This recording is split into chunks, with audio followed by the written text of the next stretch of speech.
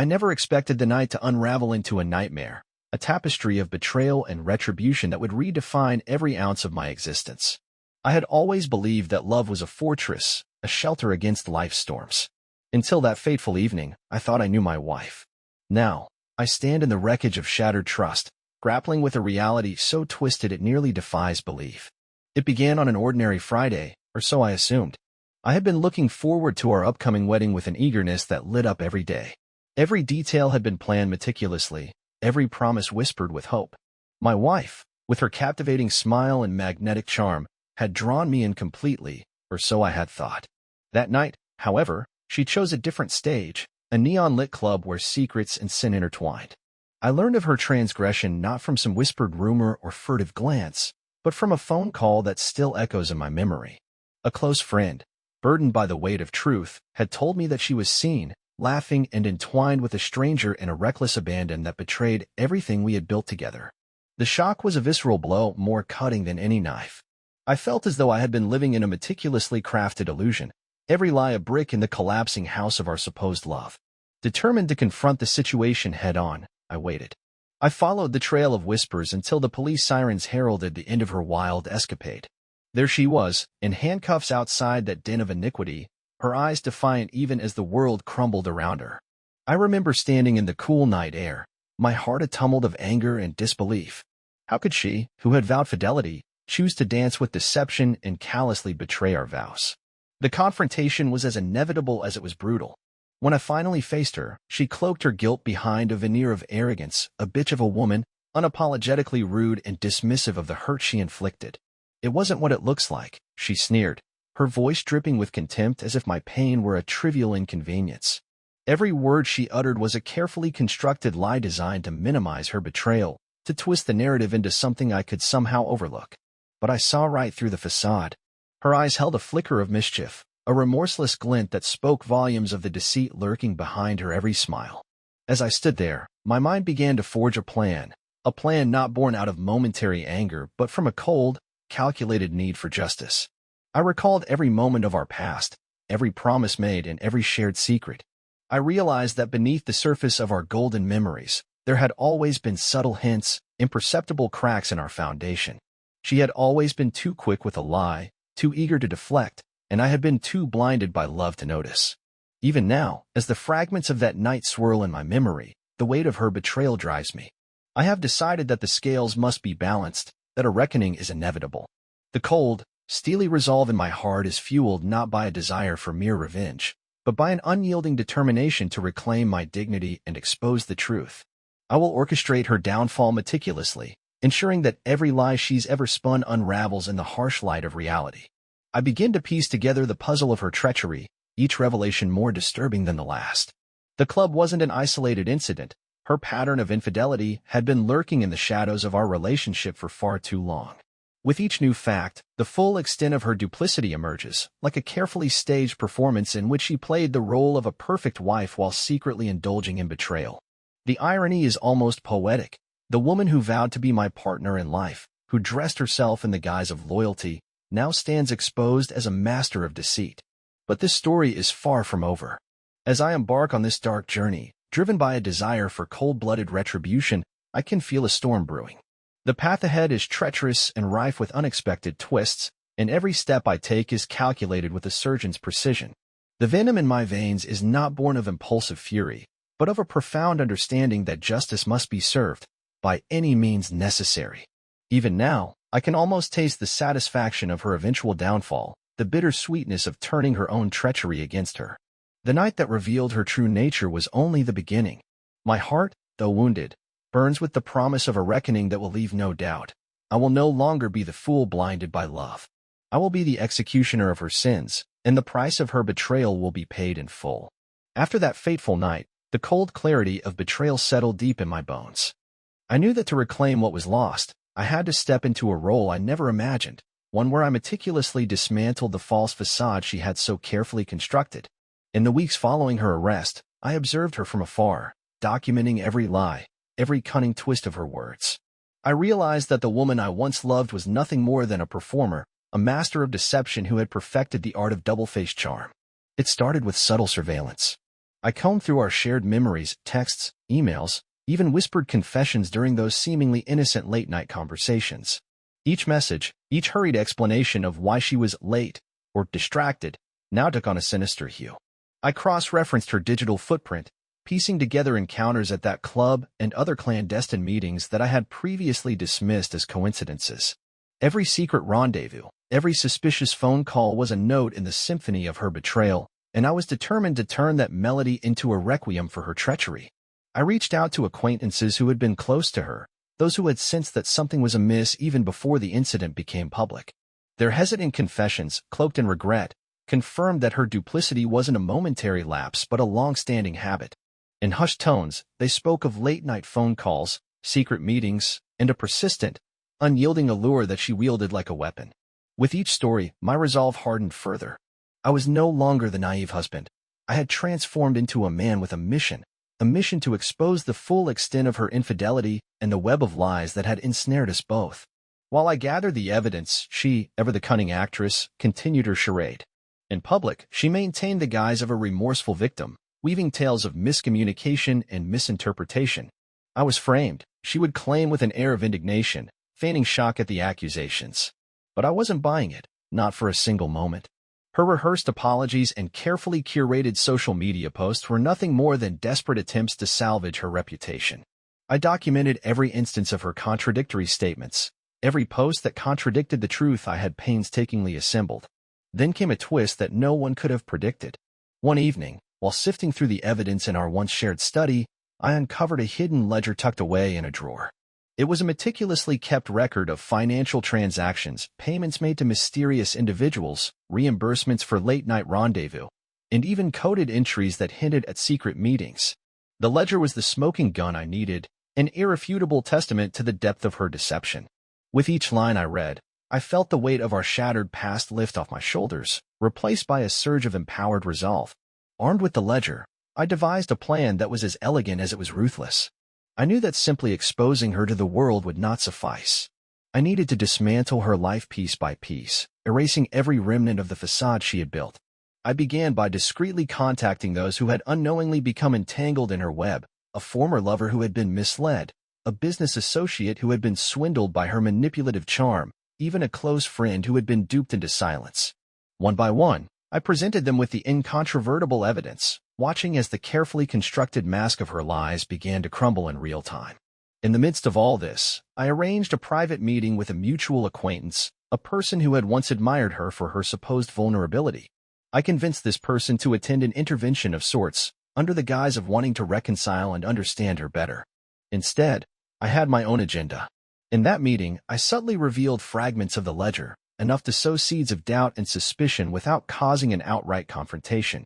The reaction was instantaneous. Her veneer of confidence shattered as the truth seeped in, leaving her scrambling for explanations that only deepened the rift between what she portrayed and what was real. Every move I made was calculated, every conversation a chess move in a game where the stakes were our very souls. I watched as alliances shifted and her supporters began to distance themselves, unable to reconcile the charming persona they once knew with the ruthless reality now laid bare. I felt a grim satisfaction in witnessing the slow, inevitable collapse of her carefully curated world. Yet, even as I reveled in this intricate dance of deception and retribution, I knew the true climax was still ahead. The final act would be a confrontation so complete, so cold-blooded, that it would leave no room for her to hide behind lies anymore. With every piece of evidence meticulously archived and every ally secured, I edged closer to that inevitable moment of reckoning. In those quiet, solitary hours, I often found myself staring into the mirror, seeing not the betrayed husband of yesteryears, but the architect of my own justice. The journey had transformed me. What began as heartbreak had evolved into a relentless pursuit of truth and retribution. I was no longer a victim. I was a man on a mission, ready to deliver a punishment that was as calculated as it was merciless. The pieces of the puzzle had finally fallen into place, and I felt the tide of retribution building within me like a storm on the horizon. With the ledger in hand and my network of informants activated, I set about orchestrating the next phase of my plan. I needed to confront her in the place where she had built her kingdom of deceit, a lavish charity gala she had organized to polish her tarnished reputation. It was the perfect stage for the ultimate unmasking. For weeks, I gathered every shred of evidence and refined my strategy. I scrutinized every digital breadcrumb, every whispered confession from those she had manipulated. My mind, once clouded by naive love, was now as clear and ruthless as a blade. I meticulously charted out the relationships she had so cunningly exploited, the duped business partners, the secret lovers, and the countless others who had been seduced by her lies. I was not merely exposing her infidelity, I was dismantling the very empire of deceit she had built around herself.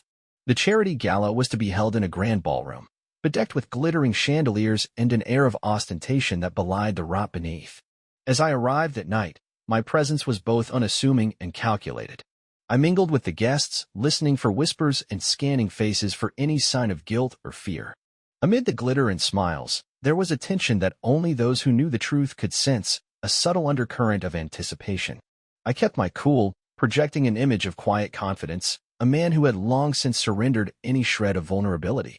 I had covertly arranged for a few key players from her inner circle to attend, ensuring that when the moment came, the dam of deceit would finally burst. Among them was one particularly influential business associate who had fallen prey to her silver-tongued promises.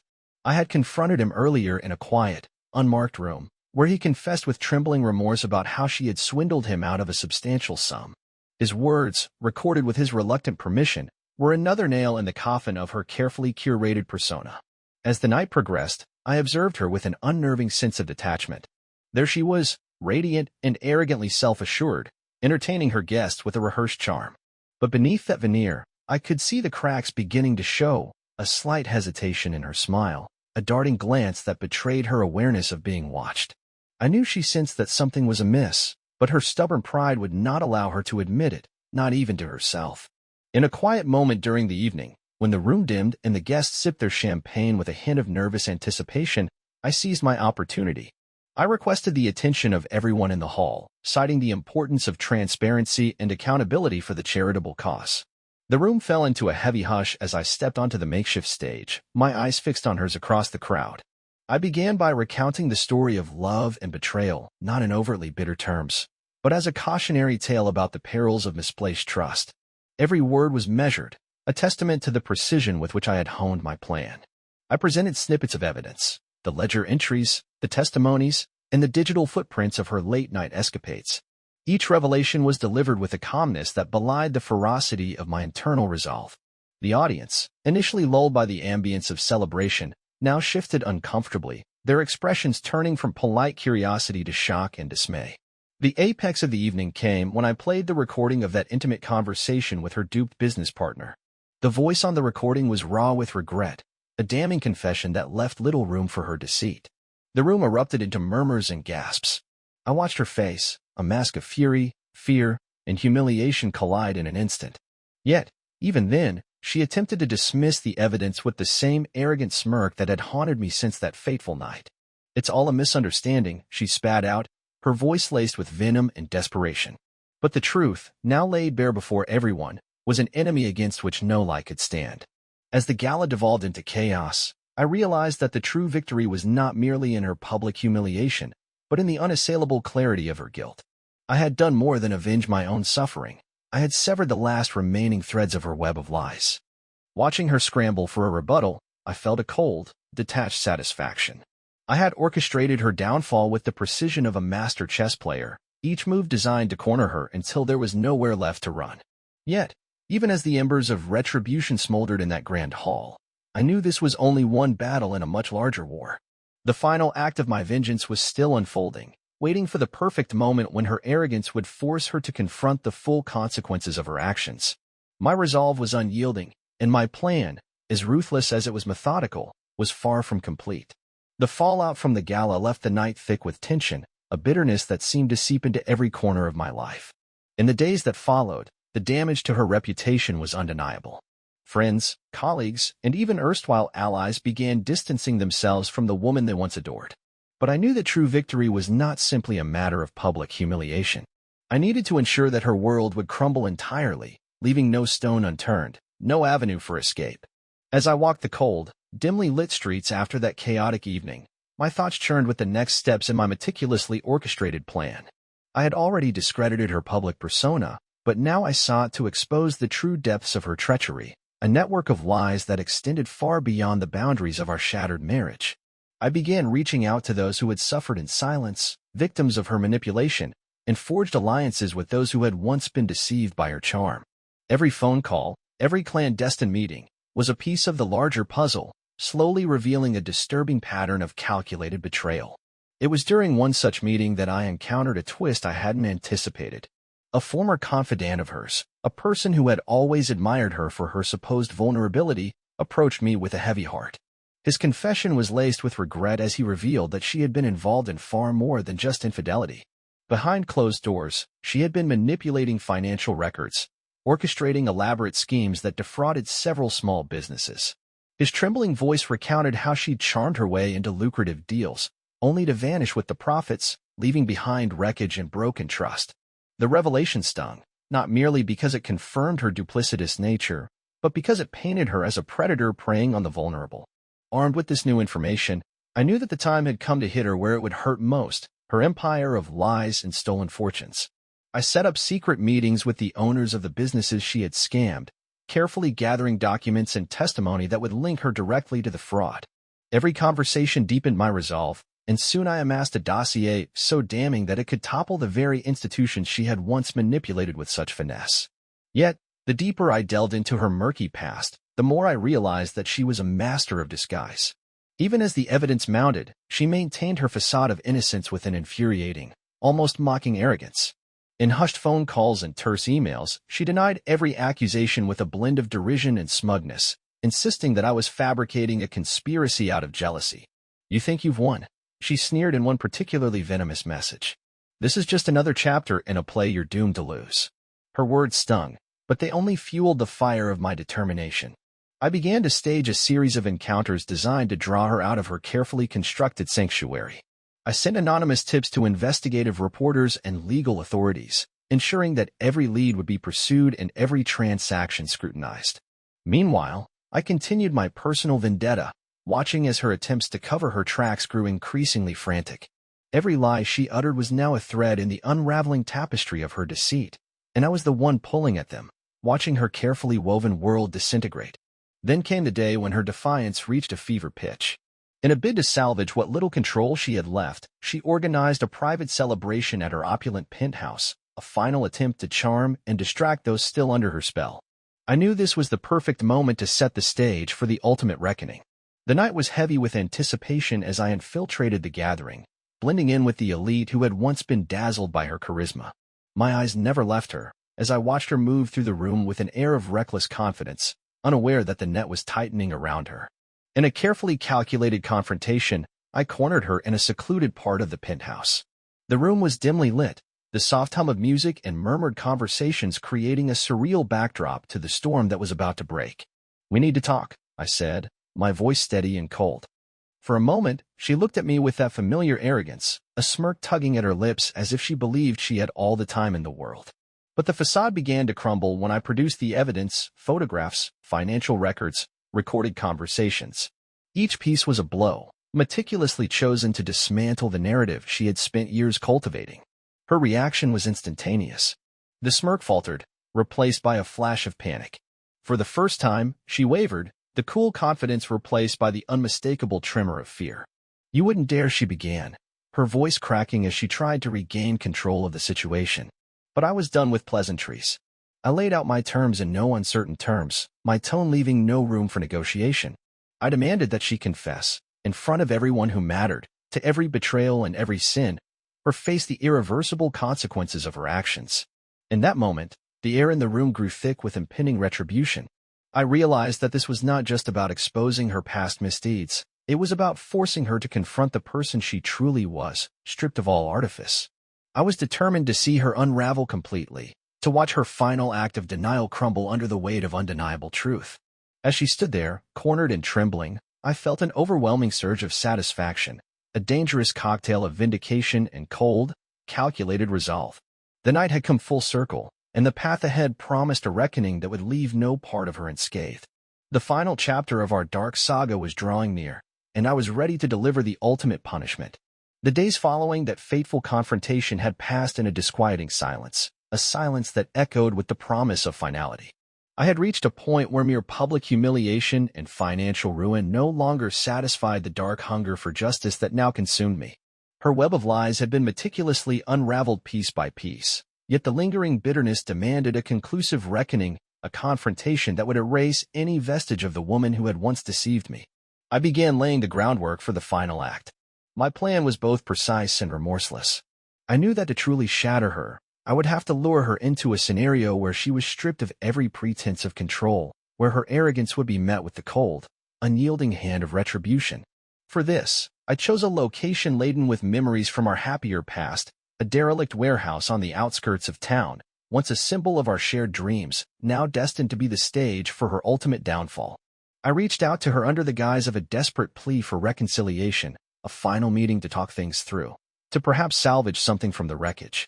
In a message carefully worded to mask my true intent, I appealed to her vanity and pride. I promised her that this meeting would be the key to clearing her name and restoring the life she so desperately clung to. She, ever the confident actress, agreed almost immediately, perhaps underestimating the gravity of what awaited her.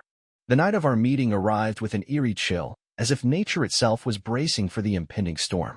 I had transformed the abandoned warehouse into a stark stage for our final encounter. Flickering lights and sparse shadows played across the concrete walls, setting a somber tone that contrasted sharply with the opulence of the life she had feigned.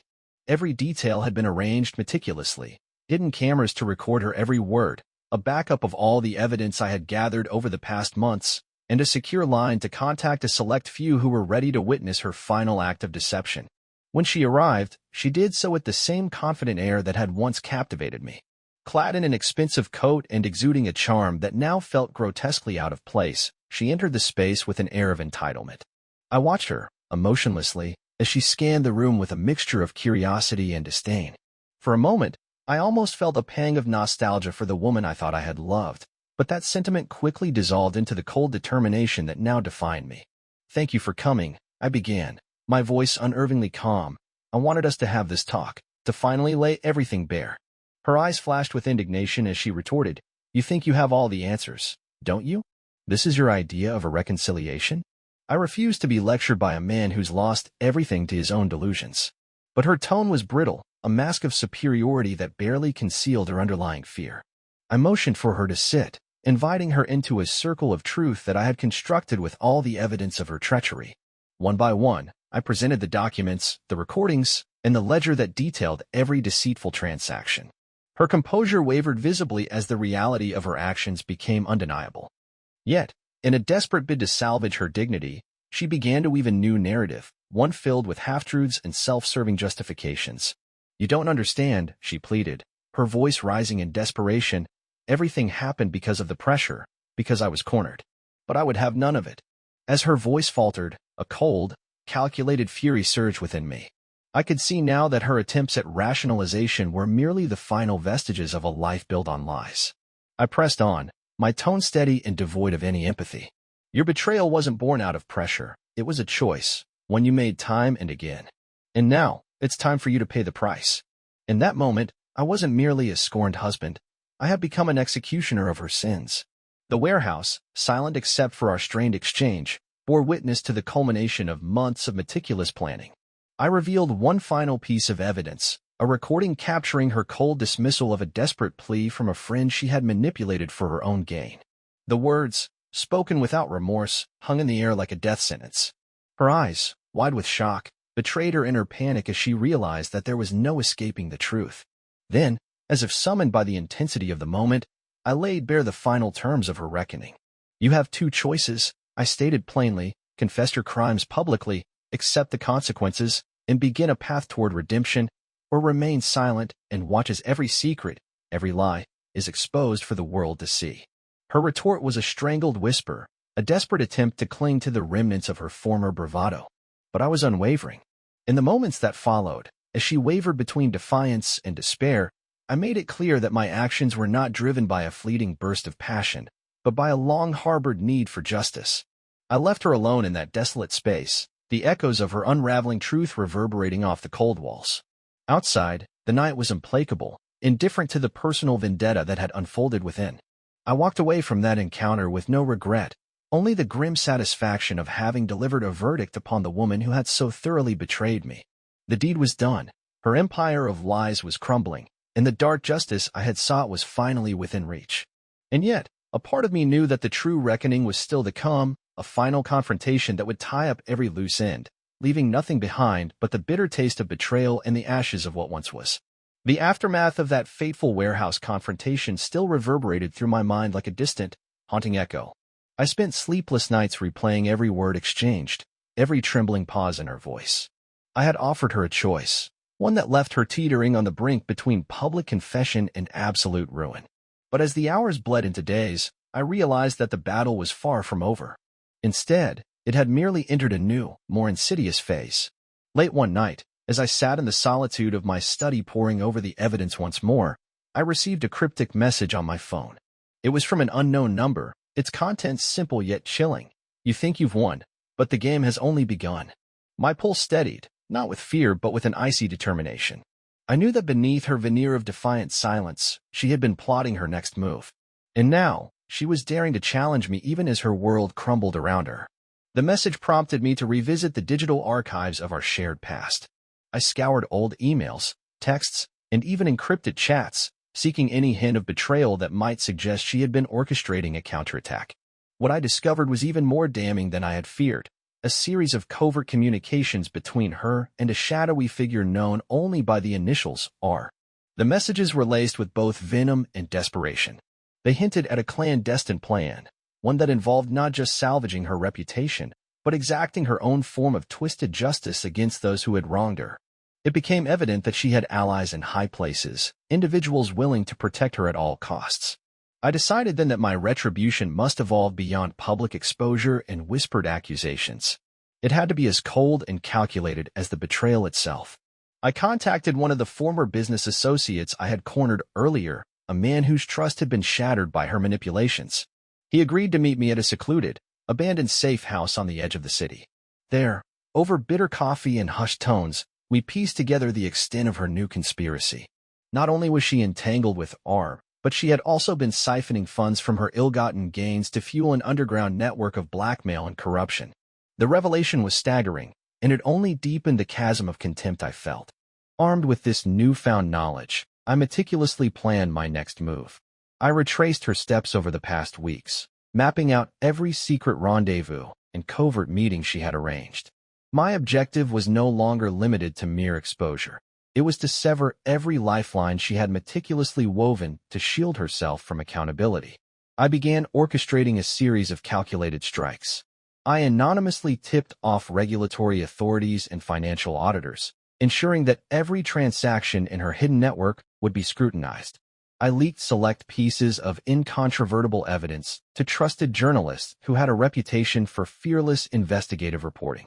With every move, I dismantled another pillar of her deceitful empire. But the ultimate act of retribution was reserved for a final confrontation. I arranged a meeting with her at an isolated, derelict marina, one of the few places where the world's watchful eyes were absent. The plan was simple yet ruthless: to confront her one last time and force her hand once and for all. I sent her an invitation written in language so calm and measured that it left no trace of the storm raging beneath my composed exterior. She accepted, perhaps overconfident in her ability to manipulate the situation to her advantage. On the night of our meeting, the marina was shrouded in a fog so thick it seemed to mute the world. I arrived early, the cold dampness of the air matching the chill in my heart. Every creak of the wooden docks and every splash of water against the hulls of abandoned boats underscored the gravity of what was about to unfold. When she finally appeared, dressed in the guise of elegance, her posture defiant, I greeted her with a measured nod. Her eyes flickered with a mix of challenge and desperation, a silent acknowledgement that she knew the stakes were now perilously high. Before words were exchanged, I made it clear that this meeting was not for idle conversation.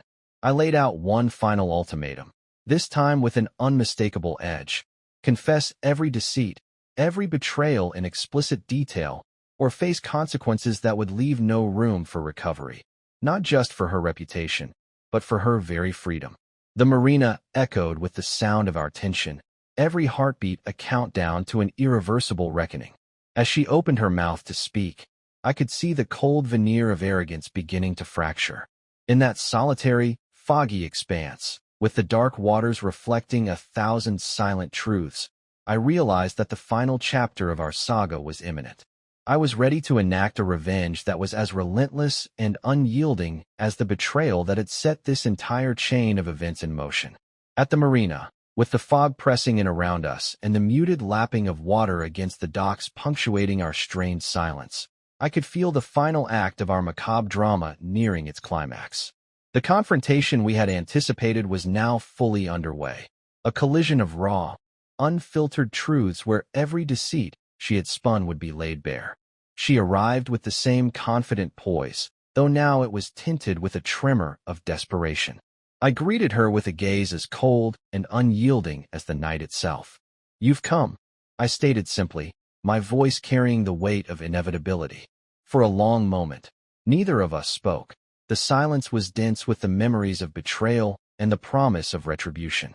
Finally, she broke the quiet. "I told you everything," she hissed, her tone edged with both defiance and panic. "You don't understand.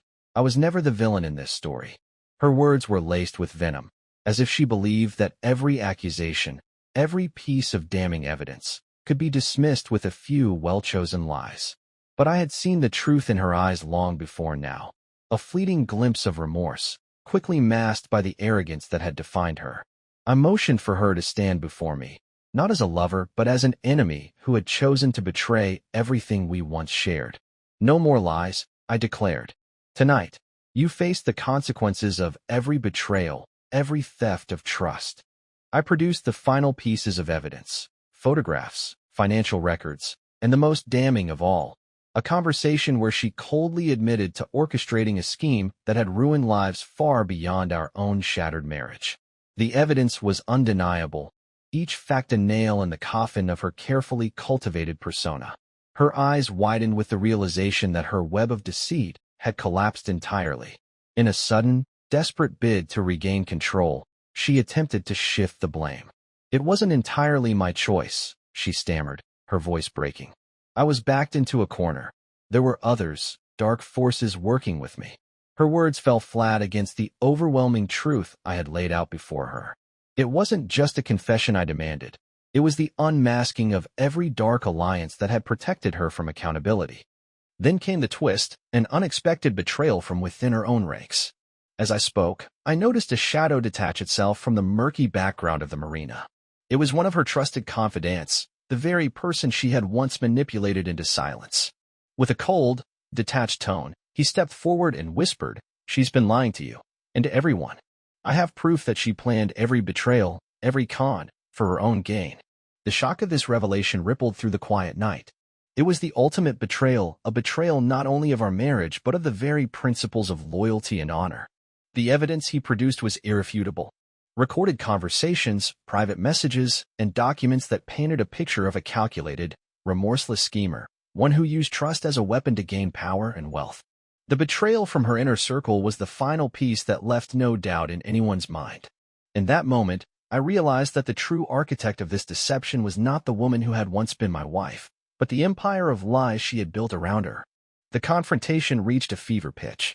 With the weight of every lie, every manipulated soul, and every shattered promise upon her shoulders, I delivered my ultimatum in a voice as cold as steel: "Confess all of it, publicly and completely, or I will ensure that every secret, every sordid detail, becomes common knowledge, not just to our circle, but to every person you've ever deceived." Her face contorted in a mix of fury and despair as the enormity of her situation finally sank in. But I wasn't finished. With a calculated precision, I revealed the next phase of my plan, a live broadcast arranged earlier in secret, where trusted journalists and investigators were ready to expose her network of deceit. "Your silence," I continued, "will not save you. I have arranged for every conversation, every corrupt deal you ever made, to be aired for the world to see." The finality of my words was met with an almost inaudible tremor from her. In that isolated corner of the marina, with the cold night air as our only witness, she was forced to confront the full spectrum of her crimes. Her eyes, once so full of haughty defiance, now shone with a haunted fear. I could see that the empire she had built was crumbling, not just before me, but before everyone who had ever believed in her false promises. There was no room for negotiation now. The revelation of her internal betrayal had sealed her fate. In the silent aftermath, as the first hints of dawn began to break through the fog, I felt a grim satisfaction, a dark vindication in knowing that every lie would finally be met with justice.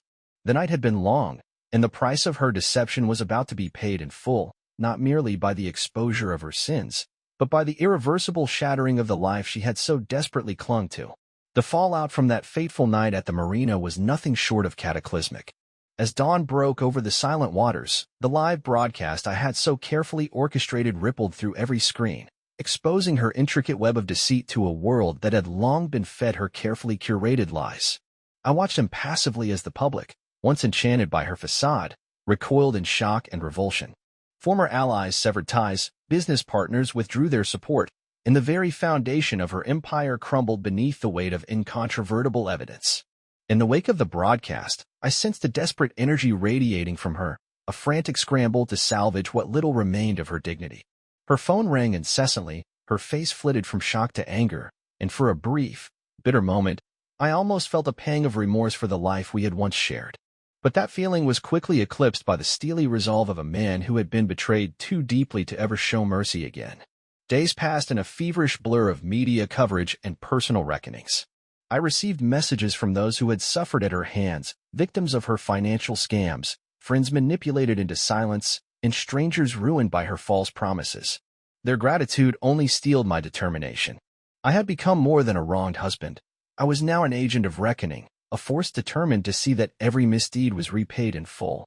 Yet, as the public outrage reached a crescendo, I learned that she had one final trick up her sleeve.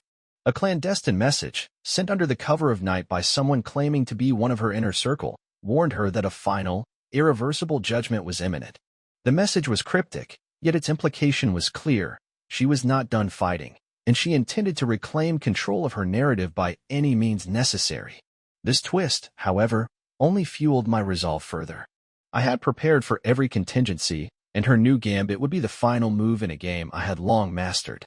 I arranged one last confrontation, this time in a location far removed from prying eyes, a deserted industrial park on the outskirts of town, where the silence of abandoned warehouses mirrored the cold finality of my intentions. I reached out to her under the pretense of discussing a potential settlement, a final chance to come clean and perhaps salvage a shred of honor. Ever the master of manipulation, she accepted, likely believing that her charm could once again deflect the onslaught of truth. The night of our meeting was shrouded in a bitter, unnerving chill. Under the ghostly glow of a single street lamp, I found her waiting, her posture rigid with the veneer of defiance that had defined her for so long. Her eyes darted nervously as if searching for an escape route, but I could see the unmistakable tremor of fear that belied her arrogant facade. Without preamble, I stepped forward. "This ends tonight," I declared in a voice that brooked no argument.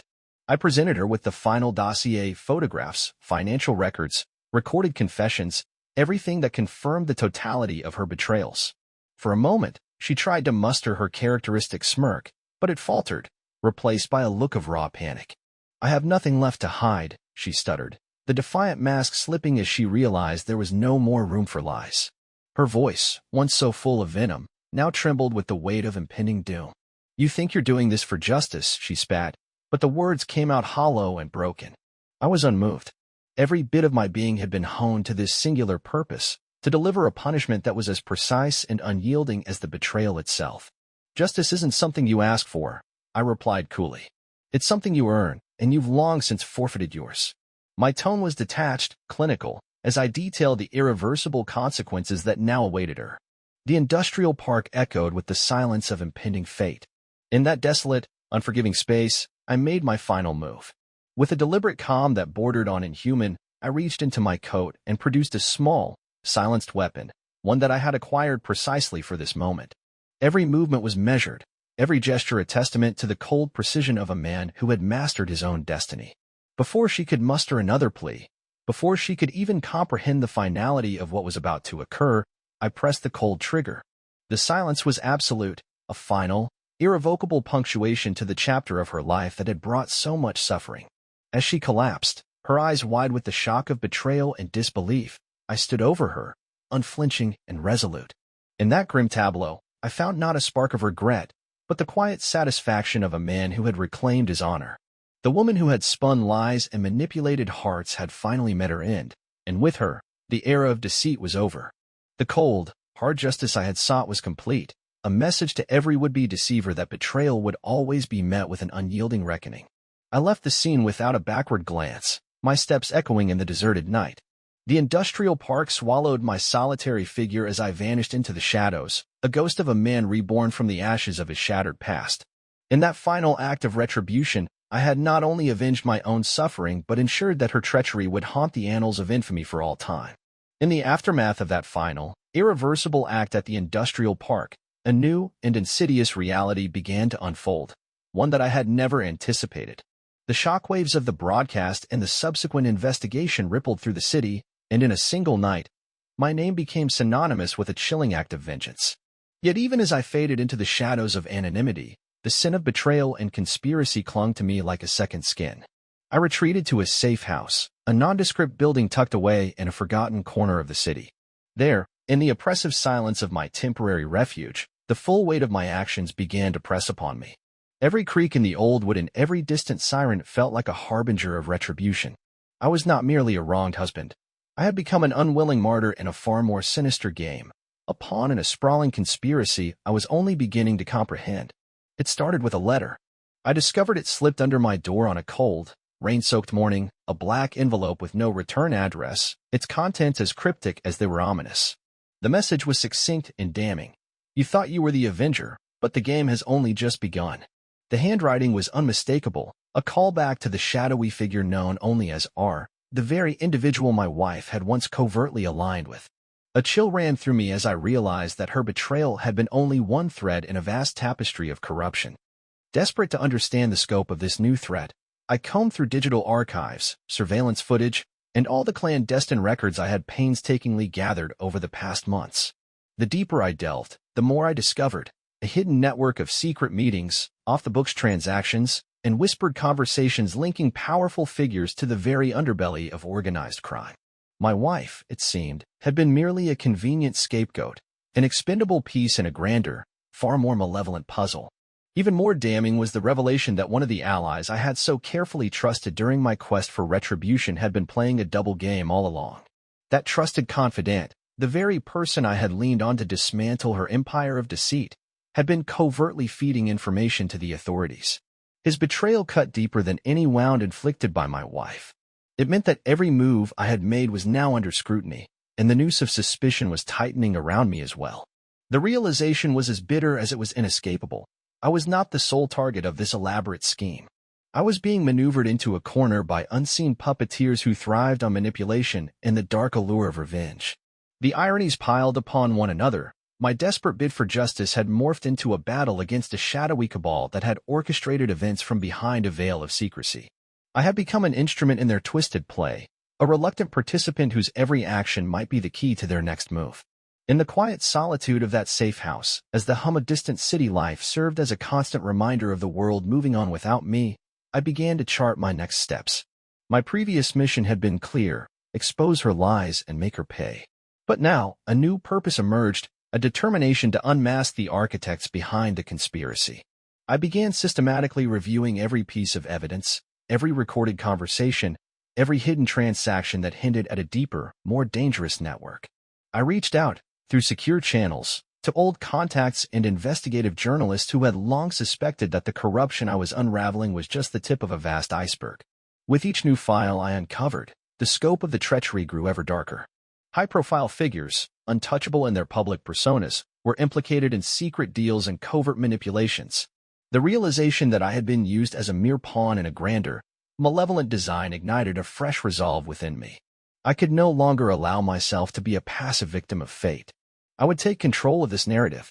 I would expose not only the sins of a deceitful wife but also the systemic rot that had allowed her, and those behind her, to operate with impunity.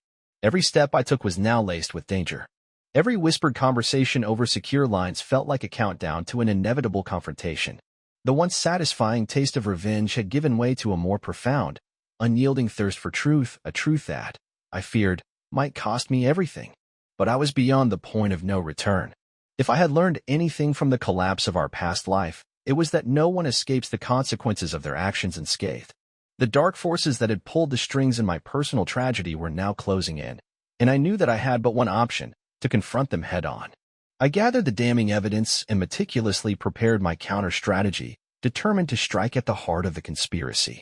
The upcoming battle would be waged not just in public courtrooms or behind the glow of investigative screens, but in the very shadows where power and corruption thrived.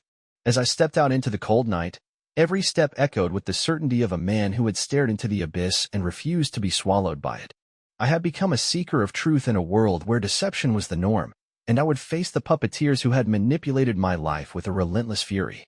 The game was far from over, and with a steely resolve, I vowed that the final reckoning, no matter how perilous, would be mine to command.